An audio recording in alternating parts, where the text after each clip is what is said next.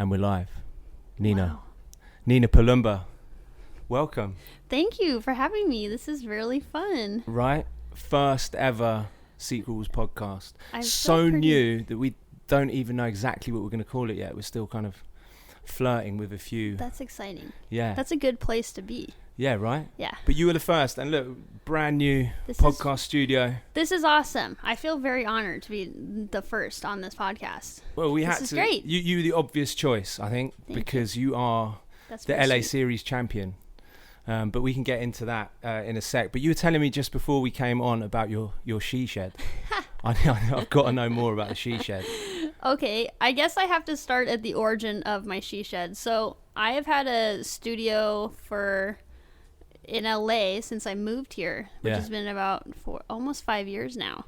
And it has, I think a lot about having an art studio is figuring out how you work. So a lot of that whole journey has been figuring out how I work best.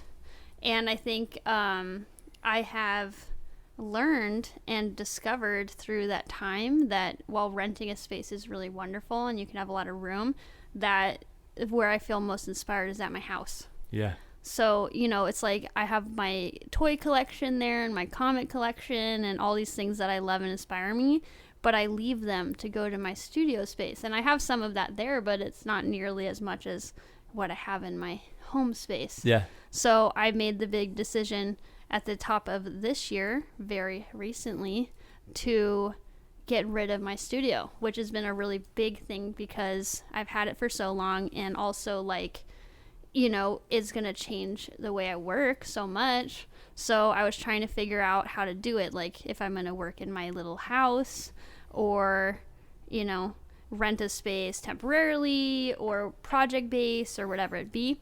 And then I came up with the she shed. Build a she shed. I built the she shed. So a she shed, right? I'm right in thinking that a she shed is like it's the kind of competition to the man cave. That's exactly what it is. Right. So it's the female version of the man cave. So I have bought a shed. Deemed So it you the actually she bought shed. the shed. So it wasn't I like the bought shed was it. already there. It came in a box, so Yeah. I put it together. Yeah.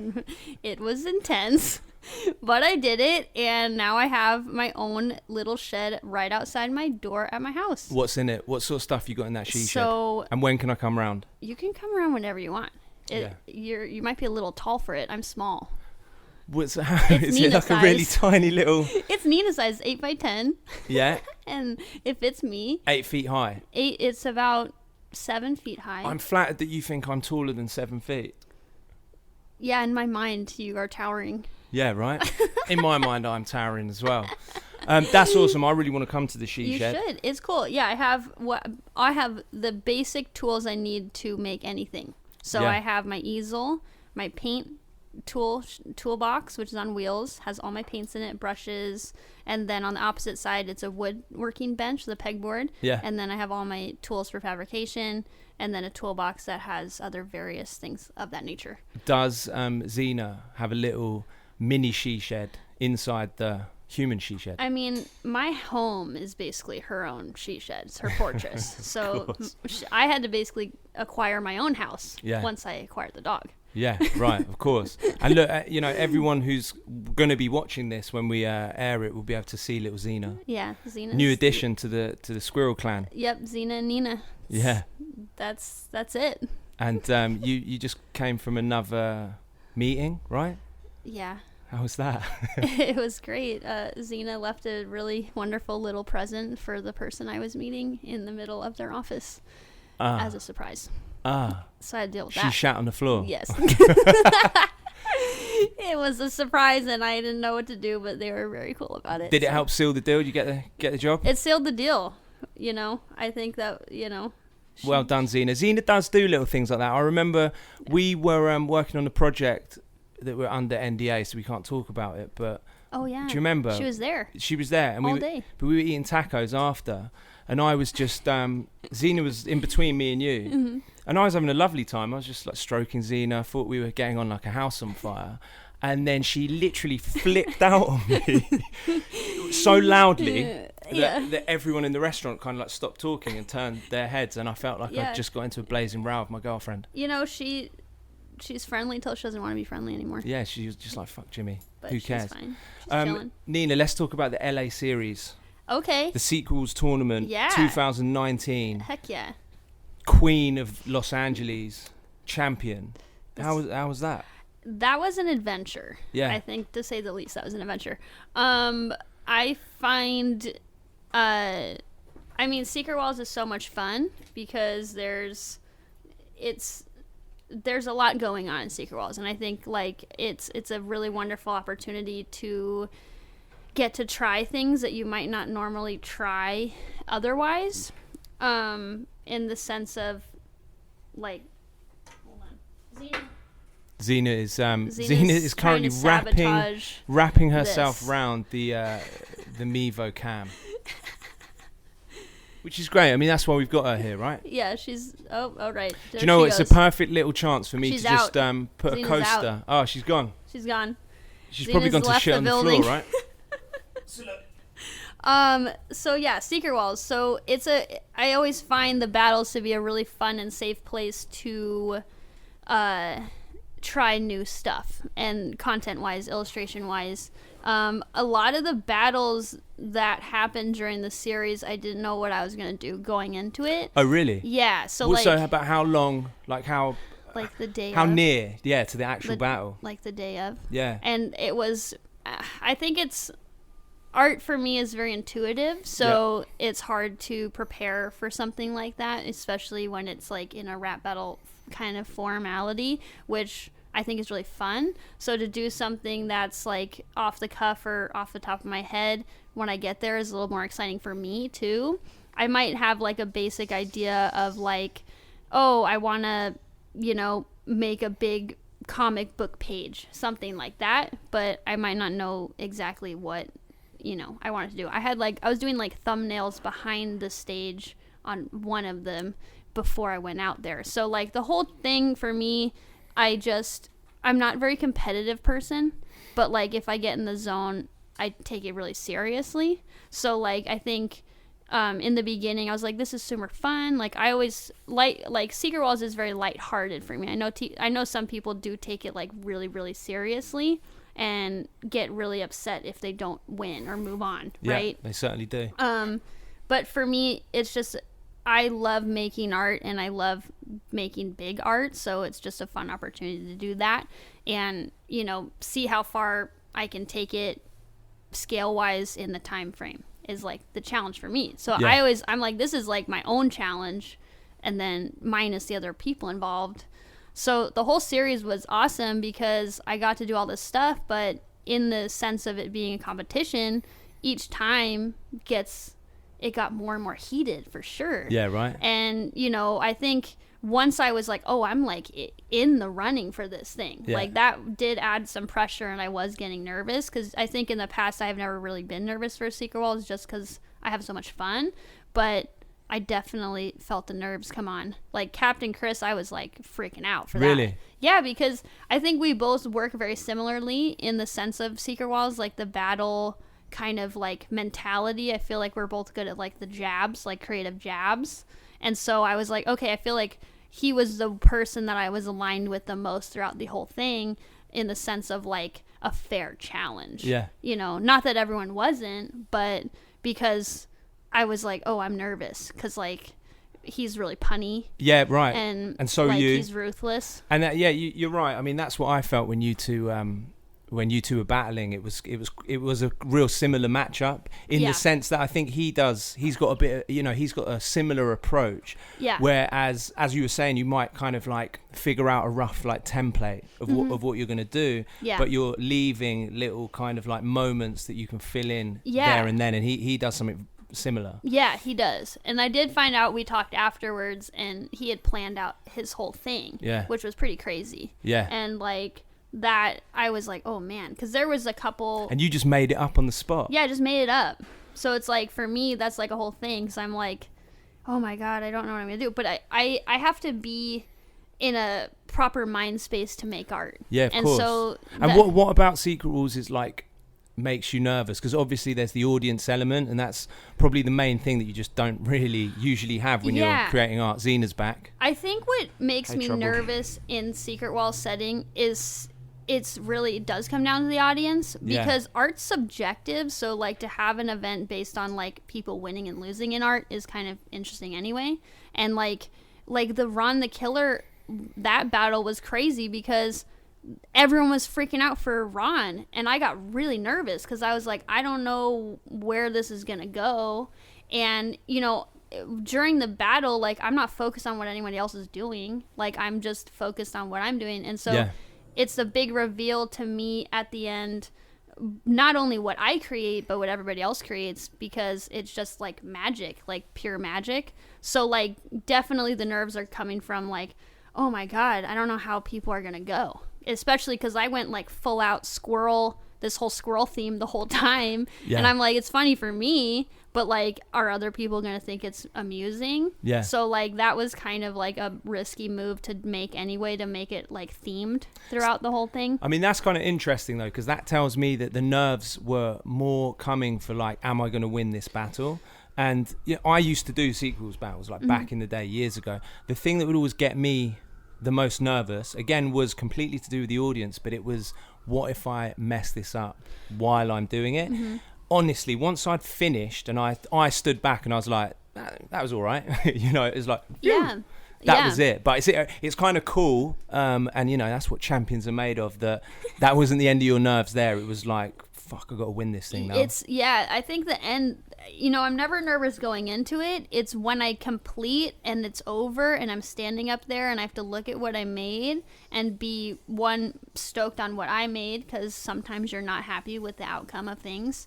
And then it's, not only is it that, but it's also like, now you got to stand up there and people are literally going to judge you on stage. So that's like really interesting, because like as artists, I think people are used to, you know, making art in their safe space, their she shed or whatever, you know, and then never they leaving, like slowly going crazy. And then like, you know, you either put it in a gallery and it's seen there, or it's seen as a mural and you're never there. So Secret Walls is crazy because you then have to stand there immediately by your work when Zena's really excited about this. Zena loves this. Go on, mommy. But it's like, whoever's annoying Zena, you got to stop immediately. I think we just carry on. Yeah, we'll carry on. We do. She's doing her thing. She's excited. Yeah, and I keep saying to the others, you know, working on the podcast, that I don't want to cut at any point. We might have to, because this is going crazy. Where is Zena? She's over there. She'll be all right. She wants to play. She'll be all right. That's her play bark. Yeah. That's her play bark. There she is. There she is, Zena. Absolutely. Yes. She's back. Going crazy. She wants to party. Yeah, right. Me too. We'll do that after. Hey, baby. So, did you think you were going to win the whole way through? I didn't. Be honest. I actually didn't, but then I got to a point where I was like, I have to win. I can do this. Yeah. I was like, I can't lose now, because especially because I was the only woman that had made it further into the competition. So at that point I was like, oh, this is for all the women in the competition. And I didn't think of it as me winning. I felt as like women winning this thing. And I thought that was really powerful and awesome. I'm really happy it worked out that way, because, you know, being involved in street art, there's not that many women in general. And I feel like I'm always kind of like the odd one out in most of the time anyway, and I even feel that way with other female artists. It's hard to like find a community of people that like support each other. And so when it got towards the end of the competition, I was like, oh, I have to go hard on this now. Because, you know, it's like, I think in a competition setting,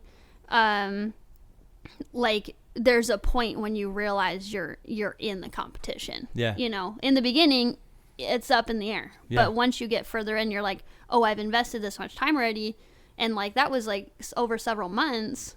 So at that point it's like, oh, now I really need to commit to this and go for it. So Secret Walls became pretty all-encompassing, I think, just in my world in general for a while. Like looking back at it, it was like kind of my number one focus there for a couple months. Like it was like kind of all I was doing. Well, it had to be, right? Yeah, it was like 10 months long. Yeah, it was crazy. Or something like that. Yeah, it kind of took over. So it was like a whole thing, but it was awesome. Yeah. And I think now, you know, like I really love doing the battles. It's so much fun.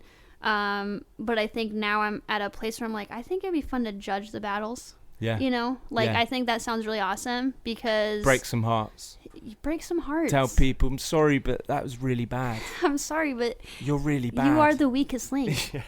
Goodbye. No, that's great. And I love what you were saying about like kind of carrying the weight of every single female on the planet on your back. Because I agree. And I think, you know, it's true, isn't it? There's certain things, like I always think of like tennis as, I know, do you know what, don't get me wrong, and I don't think I'm speaking out of turn, but I've always liked tennis because for a long time it seemed like it's quite equal in terms of like popularity. Like totally. Most people will be just as happy watching the men as the women. Yeah. I've definitely read some articles on like behind the scenes. It's a little bit deeper than that.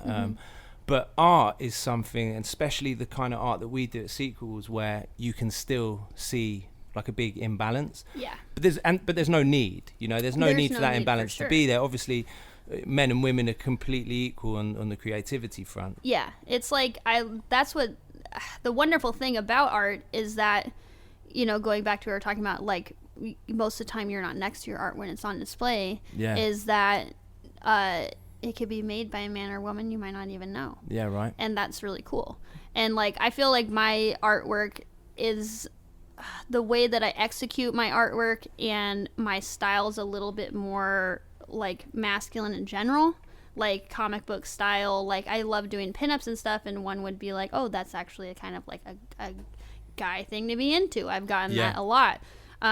You know, but it's like my line weights and the way I illustrate or the way I spray paint, it's definitely like a big thing, but and that is also what sets me apart within like the women community of art, because I'm not making like abstract like painted artwork. It's like very like graphic. Yeah. And a lot of like people that make style like mine are men. Yeah. So right. It's interesting. And why do you think that is? Just from kind of like, because I mean, I guess what are the origins of that style? Kind of like comic books. Yeah, comic books. Yeah, right. Yeah, and maybe that's where it comes from. Yeah, like I mean, historically, being a cartoonist. Like Alex Raymond, he's my favorite cartoonist of all time. He did early Flash Gordon, Rip Kirby, which is like a noir spy comic. It was like a newspaper comic. But at that point in time, this is like the late 30s, early 40s, it was like all men. And it was a trade job. So like if you're a cartoonist, it was like being a mechanic. It was like not a big deal. Yeah. And not saying anything bad about mechanics, but at that time, but you'd always have work. It was, you know, you could always. It was like a good, like, reliable job. Yeah, it was a reliable thing. Yeah. Like if you could draw, and at that point, none of that artwork was even valued. It was just like, oh yeah, this is something I can do. But where was that artwork appearing? Like just in the backs of comic newspaper? Books. Oh, yeah, like, newspapers. Yeah, right. And then a few early frames comic at the books. back. Yeah. So then it would be like action comics, or you know, horror comics, or anything like that. Compilation book where like a lot of like early comics appeared for the first time. Yeah. You know. And now the industry is obviously what it is now, and it's very diverse. But I will say, like, there is still a lot of, it's still a men-dominated thing. Art world is still very much like that. Especially no, I street agree, art. and I think that's really interesting. I want to keep talking about it, to be honest. I mean, how do you see that like leveling out?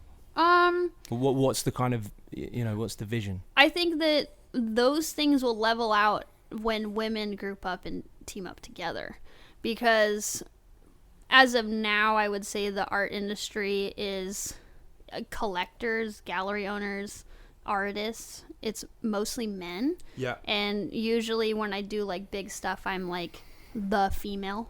I'll be like the diversity card. And when you say big stuff, do you mean like shows, like shows or like opportunities, like brand collaborations? Yeah, brand collabs or stuff like that. You know, I'll get hired as like the woman, or like because I'm an LGBT artist. Right. So because I have both of those things going for me, it's good, but I also like sometimes I'm just that card that's placed in. So that feels a bit like a kind of double-edged sword. It's it like is. on one hand it's awesome because you get to represent, you know, your community and your you know, females. Yeah. But then on the other hand, you feel like they've just chosen me for that reason. Yeah, which I've been chosen for that reason before, and it's like.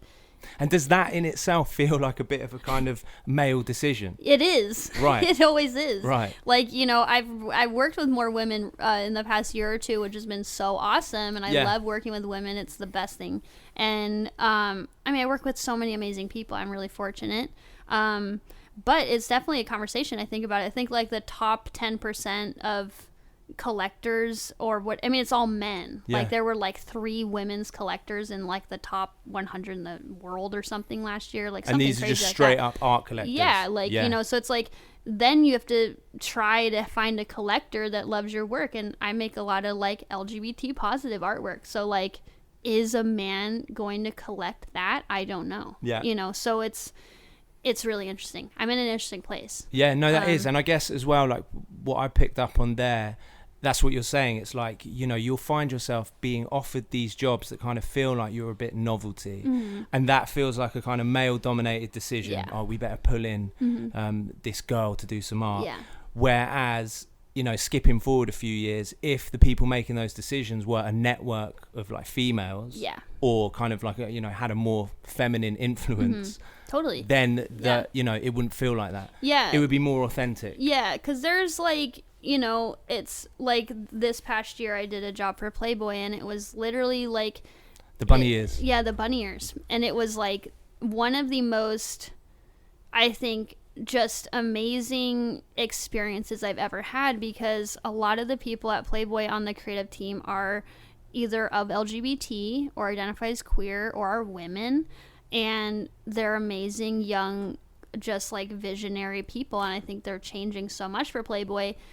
But that was like a project that was not only about what I create, but who I am. And so that was like an exceptional, special project that really just hit like every mark for me, because, and it was like, when that was all done, I was like, oh, this is just like a huge mark in my life versus like, oh, I did a cool job. It was like, oh, this is like a huge part in who I am as a human being.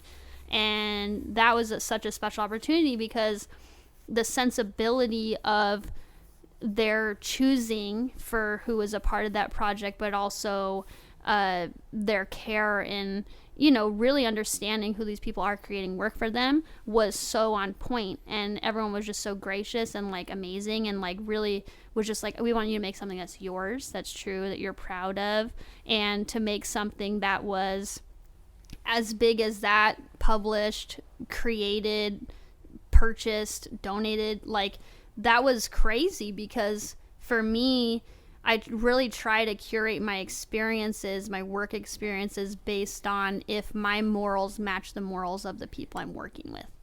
And, you know, and I think I have that kind of like awareness as like a gay woman, but also just as like a female and like a person that loves people. Like I just care for people, and with what I do in my artwork, it's very much so about the people seeing it. I make work for people, like to make people happy. That's like what I want to do. So it's like, I don't want to align myself with something that's like hyper conservative if I know deep down they want my aesthetic, but like they don't agree with who I am.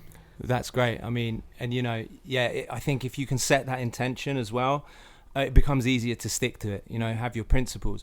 Going back to what you said about Playboy, because I find that so interesting, because obviously the first, and you know, I'd like to find out more about the project, but before that, what you said about Playboy sort of seemingly being so kind of like balanced at the minute is interesting to me, because obviously if someone says the word Playboy, I kind of just think of like Men's magazine, you know, like a 70s 1970s vibe, Hugh Hefner, and you know, loads of kind of scantily clad girls in a magazine that like men are buying. And so, you know, do you feel like, obviously that's great, like whatever, that's fine, but I would have assumed that the people putting that magazine together, at least at the beginning, were kind of the opposite of what you've just said. And like I don't know everything about the history of Playboy, you know, but the stuff that I do know, you know, it's evolved so much. Well, we need to know, Nina, what is the history? Let me tell you. In 1973. No, but I think that Playboy is a hyper-conscious brand company now, I think, more than ever. And the people that I know that work at Playboy are so inspiring and amazing.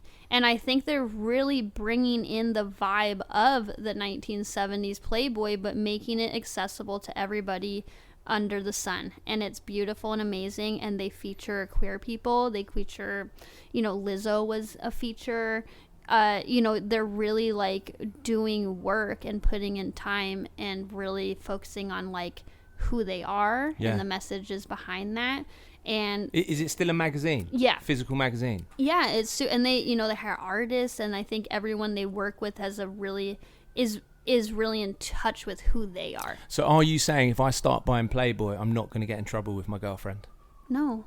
I don't think so. I think it's for everybody. I will check it out because that sounds great. It's beautiful. Yeah, it really is. And it's like, I think it's more of it's a cultural magazine. Yeah, amazing. It's like I have early Playboy and it's very much a men's magazine, and like all the articles are very much about men and kind of like what's going on or like women's sexuality, but in a way that was geared towards men's view. Now they have everything in there. It's like they hosted all these events that were like, sex toy positivity, queerness, women in arts, like queer women in arts, like all sorts of stuff. So it's like I think they're really doing some groundbreaking work right now, and it's an honor to have done what I've done with them, and I hope to do more with them because I feel like I'm on the same page as far as like what I'm working towards in my work and like the messages I'm trying to share, and just like as a human, like I align with that. Yeah, I think it's great. And it sounds like the people working there are like what you've described. You kind of hope that this is the direction it's going in, because as you said, it's like you could do all that good work, but it could just be an angle from a bunch of like old white dudes sitting in a room. But it sounds like with them, it isn't that. It's their lives, and it's their lives. What they love, and it's really cool. Like really just awesome, inspiring women. And just quickly, what was the project? So I made a custom pair of bunny ears, Playboy bunny ears. Which is sick. Which was very fun. It was super cool. And it was all for Pride. It was released during Pride Month. It was released in the magazine, which was really cool. And they were available online, but all of the money raised went towards the Trevor Project, which is to end conversion therapy, amongst other things. And so that was also a really big thing for me because, there's a point in making artwork where you're either going to make artwork for money or you're going to make artwork with a message that is devoted to a community or a bigger picture, and it's like I do commercial stuff, I do personal work, I do community projects, so it's really across the board. But this one was an exceptional thing to do because it was making something for the mainstream, Playboy, a brand, but with the consciousness of giving back. So that was really cool. And they made it a limited edition of these ears to encourage people to be proud of who they are in their choice with the artwork. I think was there were like 4 or 5 other artists, including me. And everybody's style was very different. So you can express who you are through whatever ears you're wearing, because everyone's very, very different. But also just like collectively, you're investing in something that's really powerful. It could change someone's life. Yeah. Being the Trevor Project. So that was a, that was a really big thing for me to just like be involved in something like that. I went to Pride in my ears, and it was super cool, and I don't think I've ever felt so proud of who I was like in my whole life. So it was Amazing. A really like, it was a very emotional experience, and like just overwhelming. It's still overwhelming. Like it was definitely something that I'll always look back to and be like, wow, that was a really cool thing. Yeah, incredible. Really incredible. It changed my life, to be honest. And was that because this was for Pride, right? So yes. What year was that? Because I was looking on your 2019. 19. Yeah. But then on Instagram I saw, which is way, way more recent, which also looked like it was for Pride, the Chicago Bulls. Yeah, that was for Pride too. Yeah, that just happened like a couple weeks ago. That was sick. Yeah, that's crazy. Where can I get one of those caps? I have some. You do? Yes. So I can get one? Yes. But that was so when on your Instagram you're there in their stadium, like while there's a game going on the mic at halftime, center of attention. That was crazy. Yeah, tell me a little more. Yeah, so similar to creating like a custom thing, I was part of like an artist series produced by All Star Press in Chicago and also Chicago Bulls. And we all made hat designs, but I was asked to create a Pride inspired hat. So this was, I take pride in being an LGBT artist, but I don't want all my work to be LGBT focused, if that makes sense. So I, in my life, am like a very subtle gay person, I would say. Like, you know, people in my life know I am, but I don't ever wear rainbow. I'm not really like a flamboyant gay person. So like the thing with the Bulls hat, you do drive around in a Jurassic Park Jeep. I do. You're low key though. My giveaway. Very, very subtle. My nerddom is not subtle. I will say that. I'm kidding. You are. You're low key. I'm a very out nerd. Yes.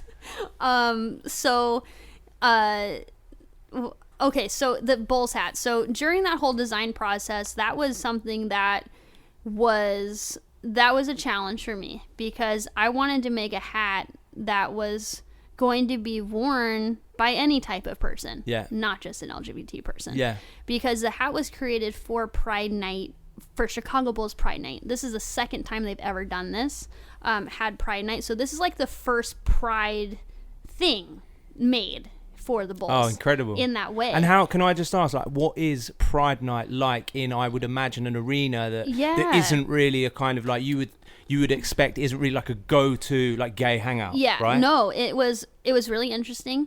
They had the Chicago men's choir sing the national anthem, which was really cool, in the middle of the arena court.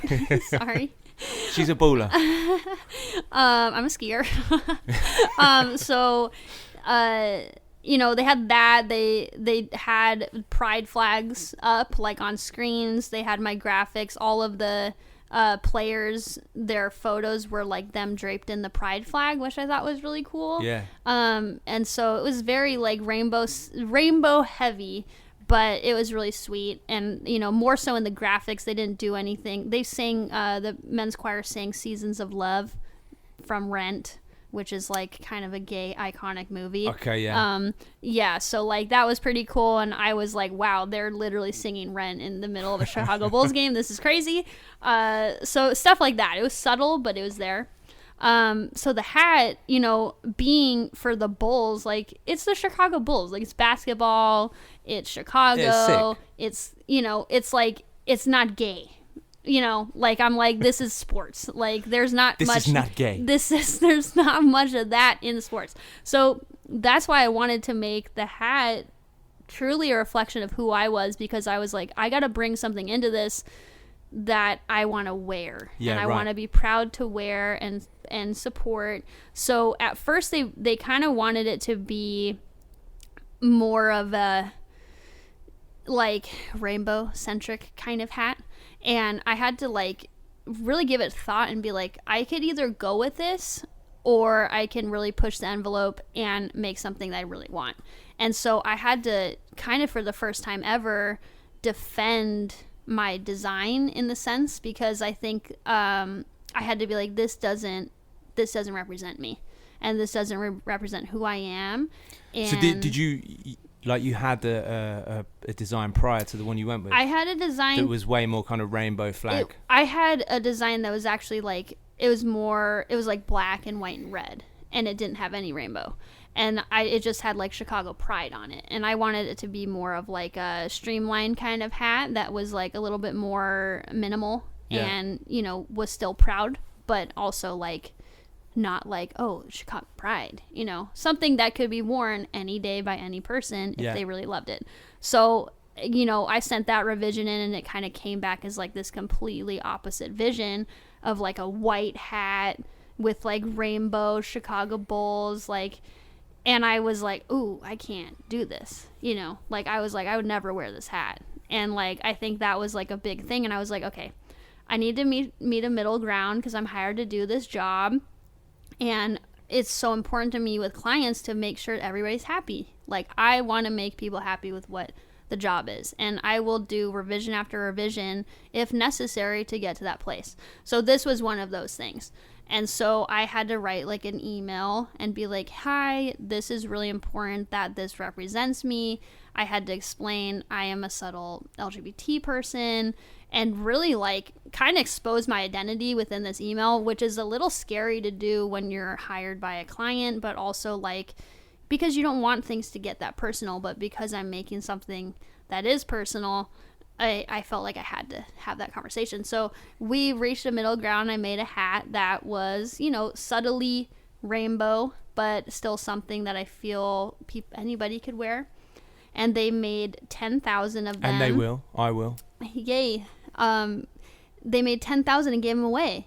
And the craziest part of the whole experience was not walking in and seeing everyone in my hat, but seeing the diversity of people wearing the hat.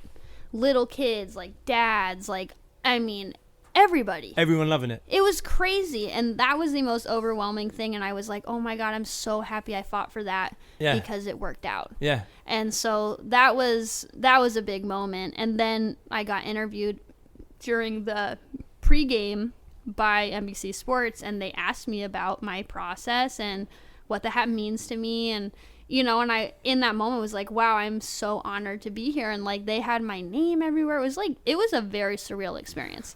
Like, and I had never been to a Bulls game before. So like, to go in there and be like shuffled around and like, you know, have an itinerary, get my photo, and like, it was crazy. Like, it was signing some caps. I saw you signing some caps. Yeah, it was really sweet.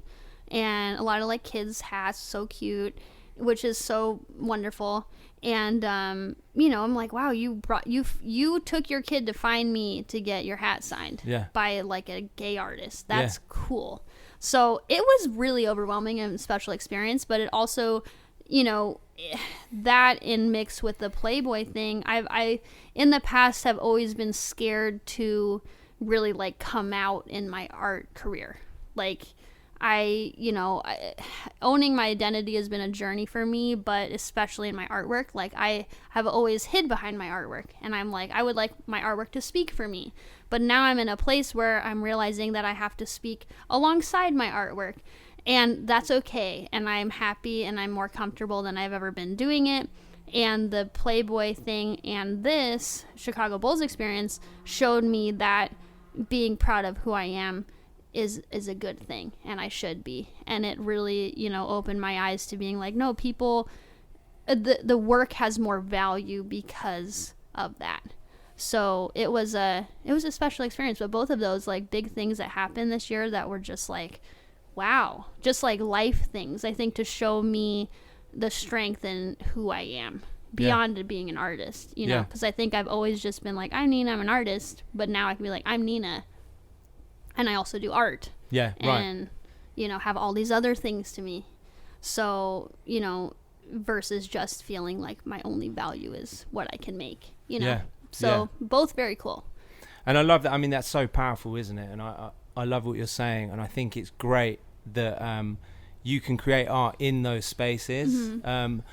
That again, Bulls and Playboy magazine, there's probably a little bit of like synergy there in terms of like, it feels like a kind of male, it's interesting, dominated thing, but going in there as a woman and then as a gay woman, as you've said, and as, you know, creating art that just is a vibe for anyone, is really cool. And kind of, you know, you can feel there's shifts happening. Yeah, the shifts happening, the healing power of it, you know, it's cool. And that people accept it. Yeah, it's acceptance versus tolerance. It's acceptance, and that's a really beautiful direction to be going in. I'm really happy to be in that place in my life where, you know, people want me to do that, and I'm like, yes, I will gladly add the diversity to this group of people in a scenario of that nature, because that's an honor, you know.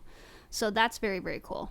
Both very awesome. Thanks. As long as it feels authentic. Yeah, and not both put together by a load of old white dudes. Seriously. Bloody seriously, old white dudes. Just get rid of them. I don't know what I'm going to do when I become one. I'm just going to move to a cave and not say anything, I think. You can move into my shisha, dude. You can hide in the valley. It's fine. And then, that'll give me a bit of cred. I'll be like, look, I know I'm an old white dude, but I live in my gay mate's she shed. Yeah, exactly. All right. So and I no longer have an accent. Yeah. Look, that's awesome. And speaking of products as well, like you're wearing some of your own.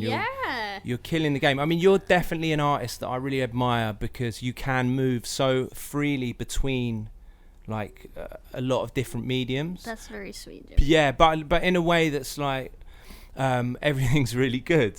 You're solid across the board. Dude, I love making stuff. Yeah. I think it's fun, isn't it? It's so fun, and I think the biggest thing, I used to feel like I only had to do one type of art. And I feel like I pigeonhole myself because I was like, I have to be a painter, and that's all I need to do.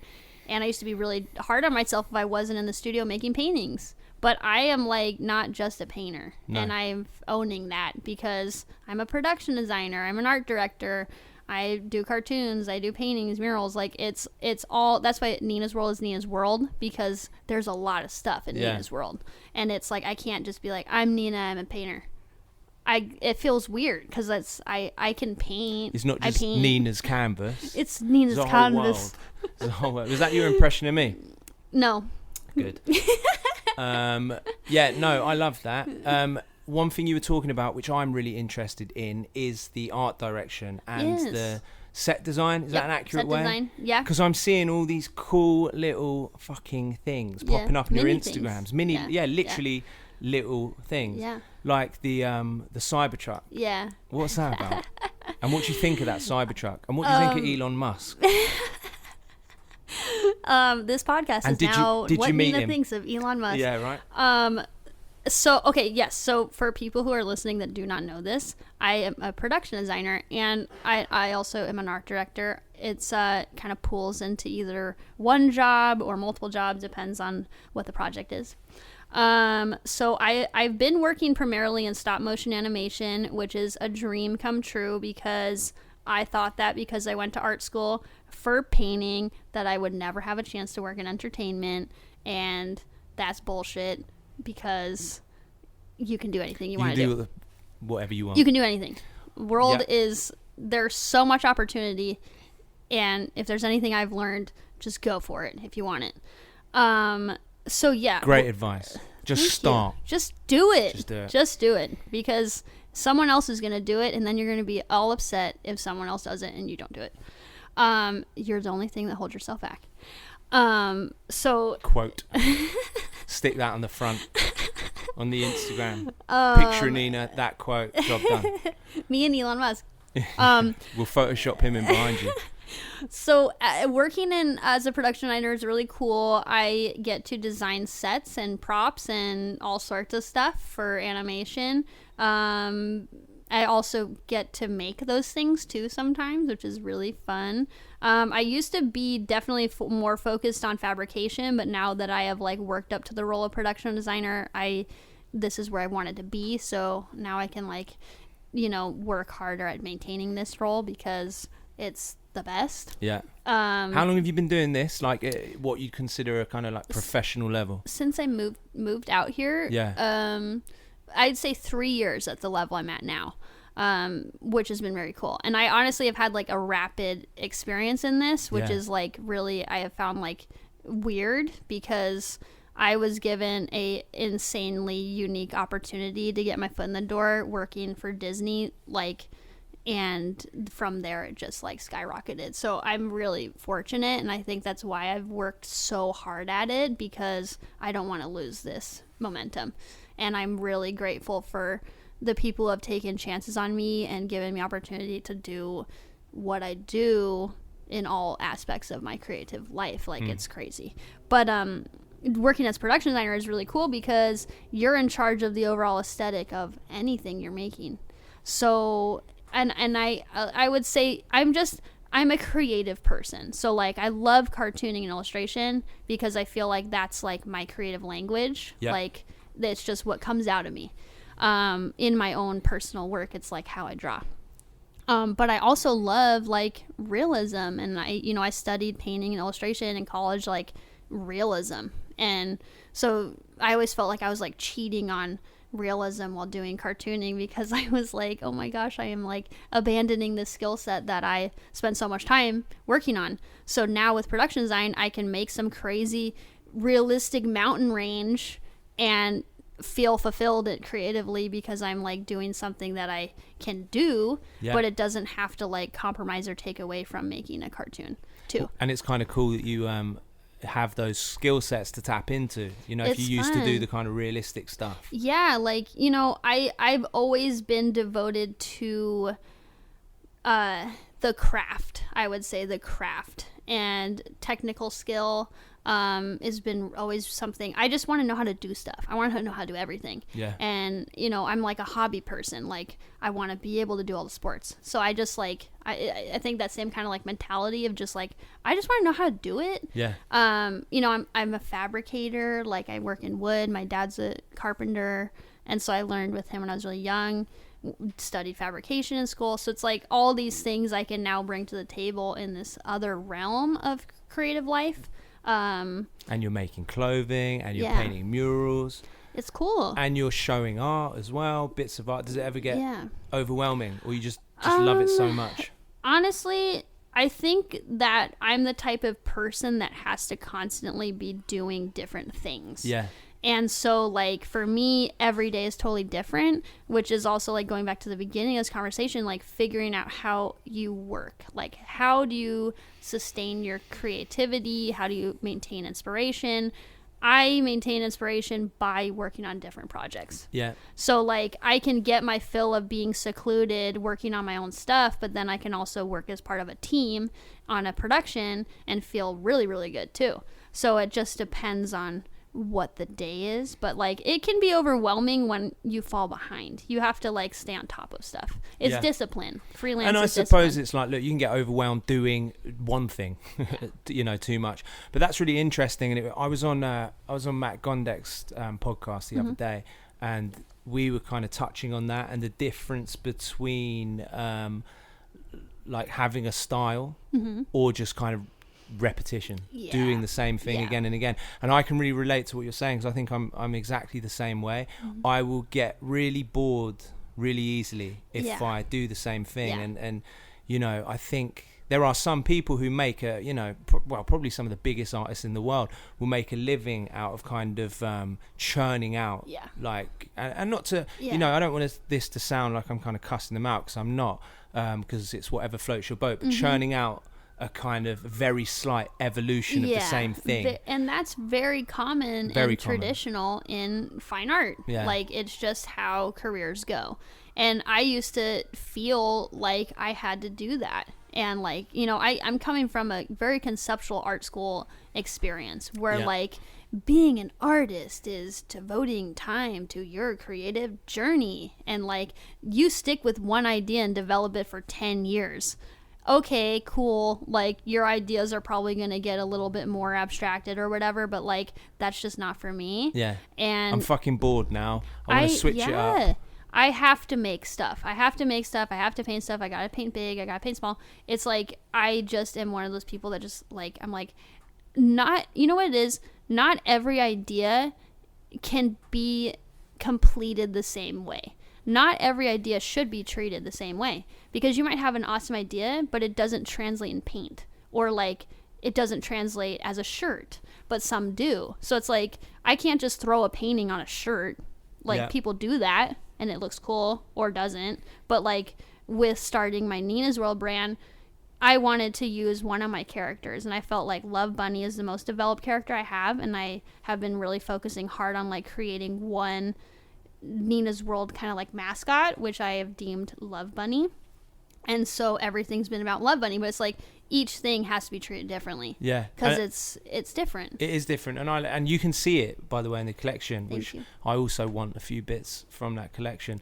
But I completely agree. You know, I think a lot of times you can think that, okay, if you are great in one field, it's easily transferable, but you can tell that you've got a lot of respect for the craft, because it's a completely new craft, going from like designing comics to painting paintings and murals, and then taking those elements and putting them on clothing. It's very different. And I've studied a lot of stuff. Like in school, I was grateful to go to a college that it was very free form. I was in the fashion department. I was in the fabrication department, painting department, and I really took it seriously because I care about all these things. And I've always been into streetwear and fashion.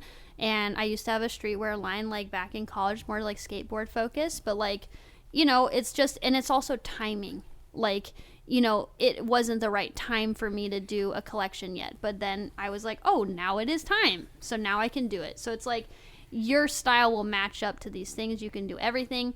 It's just like maintaining a skill set or developing a skill set to complete it the right way. Yeah. And not everybody has that sensibility. I just feel like I'm a crazy person and just want to know everything. But like, I'm really grateful that now I've been like, I'm comfortable with what I do know, and I'm comfortable with what I don't know how to do. Yeah. And, little Xena. Xena, she's awakened from her slumber. She is, right? And what's the deal with the clothing? So is this... Yes. Nina's World is like your own label. You're not doing it in collaboration with a brand. Nina's World is all Nina's World. So it's basically a streetwear extension of my creative cartoon world, centered around Love Bunny, because Love Bunny is kind of like my focus this year as a character. I've kind of like... Was Squirrel the focus of last year? Squirrel, or did Squirrel will just come feature into this a lot in the sequels battles? So there's a master plan to all of this. I'm trying to make Love Bunny the cartoon show. So like, I'm trying to hype everyone up on this adorable bunny. So that way when the show comes around, people are like, I fucking love this bunny. People already know Love Bunny. Yeah, so it's like Love Bunny is, a thing I'm developing with the intention of turning into like a Hello Kitty figure. Yeah. Yeah. Amazing. Which is going to be cool. So like Love Bunny is kind of like my focus. So, this year's all Love Bunny. Maybe next year will be the squirrel, Boss Squirrel. And then, so on and so forth. But all these characters are going to live in Love Bunny, the show. So the squirrel will appear. What sort of point in development are you at with the show? Right now I am in I have the character design and everything. I have my cast of characters. I'm in voice acting class right now, which is really fun. Are you going to be like, who's the Nancy, who does Bart Simpson? Oh, she does like a bunch of characters. But she does a bunch. Yeah. Is that going to be you? Are you going to like voice? I want to voice a couple of the characters. So is there room for kind of like a charming British? Absolutely. You have a great voice though, Jimmy. You really do. Thank you very much. Yeah, you can totally be in I don't show. Really sound like this. I'm just kind of putting it on. Oh, it's fake. Yeah. I haven't gotten to that level in voice acting class yet. I think as we do more and more podcasts, my voice will like continue. The trajectory will just go down, and I'll sort of sound more and more like Scallywag, and a bit of my true essence will come out. I love it. For right now, I'm trying to stay really great. proper. But yeah, put me in the goddamn show. You got it. But what character can I be? I feel like you would. Okay, there's a squirrel posse in this, so I would really love my friends to be in the squirrel posse. So you can be in a squirrel. You can be a squirrel. Sick. You'd definitely be a forest creature though, but like a really cute one. Yeah. Like a cute, ridiculous one. Oh, okay. I was liking it until the ridiculous. I will create Jimmy the squirrel for you. That's amazing. I would say there's more squirrels in the show than other things, because Bunny's kind of like infiltrated the squirrel world. And the Love Bunny needs to stand out, right? Love Bunny stands out. Yeah. In Love amongst Bunny, all the squirrels. Yeah, Love Bunny is kind of going back to the story bear cub, question, which is going to be my character. Exactly. Yeah, you can be the bad guy. But no bear cub. Oh, bear. You would be cute little bear cub. Yeah. Yeah, that's a good one. But as far as like where I'm at with the story is finalizing the overall plot and story for Love Bunny. I've been really like working hard on developing who Love Bunny is. Yeah. And a lot of this has to do with who I see this person as, this character as. Is it a girl? Is it a boy? Figuring that out. A lot of Love Bunny is a part of me. So a lot of me and who I am as a person are in Love Bunny. So it's been a really cool thing, and it's been like a really fun thing. It's hard because it's totally new for me to get this invested into like a story because my work is static, but I want my characters to come to life. That is my biggest goal in all of this, is to make animated content. What sort of animation would it end up being? Like when I sell, I mean, I'm probably it's probably not called this anymore, but like cell animation. Yeah, I want it to look like that. Yeah, right. But imagine one of my paintings coming to life. Yeah. It's gonna be really fun. So obviously you're gonna like design the characters, goes without saying. But would you animate it yourself? I would outsource animation. So my goal is to acquire a team and have all of the style guides ready to go and animation like tests for people to see, because I can do some animation. So like I would like to like draw how Love Bunny walks and stuff like that, animate that, so everyone has like a template. So it's like a style guide, and then they just fill it in and do the show. So that's what I'm working. That's a big thing for this year, is getting like a pilot done for Love Bunny, the show. Sick. Yeah. I love that. I can't wait for Love Bunny. Yeah, me Nina, too. I was watching you playing golf the other day. Are you sick of talking about this? No, I actually haven't talked about it that much. Oh, really? To be honest, yeah. Like what? Let's talk about it. What the fuck? Okay, this is dude, I forgot about that. Am I swearing too much? Maybe a little. Honestly. Right. Yeah, tell me more. I was watching that and I couldn't quite believe what I was seeing. Okay, so I was on a show called Holy Moly, which is a competitive miniature golf show. Just to give the origin story of this and why the heck it happened. I'm a golfer. I love golf, and I got approached to be on this show. So I got a message on Instagram. It was like, hey, we would love to cast you in Holy Moly. Or at that point, it was like Mega Mini Golf. And I was like... Oh, so it's a new show. I was on the first season of this show. So it was, there was a process. I do an interview process, and you had to send in videos of you golfing and doing like little golf, like, obstacle courses or whatever. So it's like, I didn't know what I was getting into, because when I got approached for the show, they were like, imagine American Ninja Warrior mixed with golf. So I was like, wow, I need to get in shape. Yeah. Because I was like, I need to fit. Right. Yeah. And look, it was great, but no offense. It's not a fit show. What I saw you doing was no Ninja Warrior. It's not. You were, it was like pitch and putt. Yeah. And where were the ramps and jumps? So there was a clown dancing in front of you. This is the crazy thing. So at that point, I had completed 4 golf holes already. So I had like already done a bunch of stuff, but they never aired it. So I got to do all these crazy obstacles and like did all this stuff, and then they just never put it on TV. They never put it. So it looked like I just went up there and lost my first hole, but at that point I'd already been filming for like 4 days. To someone's grandmother. It was someone's grandma. Joan. I lost to a grandma. Yeah, she was very sweet though. She was sweet. She looked more upset. She looked more upset that you'd lost than you looked. Yeah, I was like, at that point, we were filming in Santa Clarita. It was like really cold. I mean, all those shots of me that's like 6 a.m. Oh, so really? like I had to get on set at 4, and then we'd shoot through the night. So like, and it was cold. So it's like, you're like out there filming like kind of delusional, because it's like they want all the lighting to feel the same. That's how they do it. It was a really bizarre experience, because it looks like it's nighttime, right? It looks like it's kind of 7 p.m. Yeah, but it's not. It's like 5 a.m. That makes no sense to me, because if they got to keep shooting, it's going to get lighter and lighter rather than darker and darker. Yeah, I think they start filming at 8 and then go to about 6. Or whenever the sun starts coming up, 5:30. Weird. I just remember Joan saying, "Oh, don't worry, it's very hard." to you. It was very hard, and the thing that sucked is like I was so close, but at that point I was kind of over it, because I was like, I'd been doing it for days and I was tired, and I was doing it in the mix of working. So it was like crazy. I was like, this is an insane experience. And like, I got to where I wanted to go in the competition. So that was cool. I wanted to make it halfway through, and I did, even though they didn't show that. So, yeah, so it was a really cool time. Like, I mean, it was like a whole network show. It was so bizarre. So it was like kind of interesting to be on the flip side of camera. Yeah, because right. I work behind the scenes. Yeah. So have you got any? Bizarre. What's next then? Are you going to do American Ninja Warrior? Would you do it? American Ninja Warrior? Yeah. That'd be cool. I'd leap onto the we call them monkey bars. Oh yeah, those are cool. I'd leap onto those, and I think that's where I'd stop. You know, people I'd just get stuck. People devote their whole like life to training for that thing. It's crazy. I don't think I have the stamina for that. Yeah. I think I went full fit girl last year, so I think I could get somewhere, but like, I don't know. Let's do it. Where, is there anywhere we can go in LA that's a little bit? There's got to training. be, right? Yeah. You up for it? I'm way down.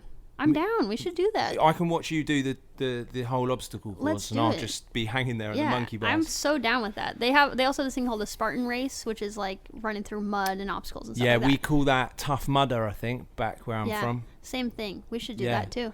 I love possibly fitness stuff, so that's also a weird thing about me as an artist. Yeah, I love fitness stuff too. But what I'll do is I'll agree to do that on here, so it's like filmed, and then just probably get out of it another time. We can just go and put mud on ourselves and stand by the course and pretend. Record some content. Woo! Ooh, that was crazy. That was tough. Nina, amazing to speak to you. Yeah, that's it. That's the finale question. Well, we can. No, it wasn't going to be. I was actually going to ask if there's anything else that you wanted to like plug, push on people. Sure. You know, where can they buy this clothing? Okay, yeah. I'll talk about what I have coming up, I guess. Yeah, please. Yeah, last year was crazy, so coming out of that has been like a whirlwind, but now I feel like I'm ready to like take on the year finally. I had needed to sleep for a minute. Coming up, I am releasing a toy this year, which is like the biggest news. I'm really, really excited. Toy? A vinyl toy with Toy Cube. It's Love Bunny, which is very exciting. So I've been working on that since last February. So it's finally coming together, but that's coming out in April, and I'll be going to Shanghai to release this toy, which is like, it's a dream. Yeah, it's amazing. So what's the deal with it? Like a limited edition toy? Limited edition toy, and you know, we're obviously going to see how it goes. Yeah. It's my first toy release. But they'll give you a bunch that you can sell. They'll sell a bunch. Yeah, I get some, and then they're going to be there with me. We're doing like a toy convention in Shanghai. So this is another thing to put into my little Jimi pack. Yes. Chicago Bulls hat, Love Bunny, Nina's World stuff, toy. There's a lot of stuff. I got a lot of stuff. Yeah. So yeah, that's gonna be in April, which is really exciting. And then and then Nina's World. I'm releasing the spring collection in March. Right. And it's like very like motocross inspired because I've recently gotten into dirt biking. Yeah. I saw that on your Instagram as well. Yeah. I love Instagram, by the way, as a research tool. It's a good research tool. Glorious. I feel like mine is very like, this is what I'm doing now. Yeah, no, that's, like, if I did, like, I know you, so I kind of do know most of this stuff that we're talking about anyway, but if I didn't know you, I would probably only need to spend about 1 minute 30 seconds researching to do this podcast. I'd just be like, yes. Great. But you're on a dirt bike. Yep. Looking really cool. Dude, I got a dirt bike. Oh, you got one? I got one. So I have always wanted to get into dirt biking. Dirt biking is sick. I want to get into dirt biking. So awesome. So I used to be Can I just follow you around doing all the stuff that you do? Let's do it. I need buddies. Nina, so Nina, wait up.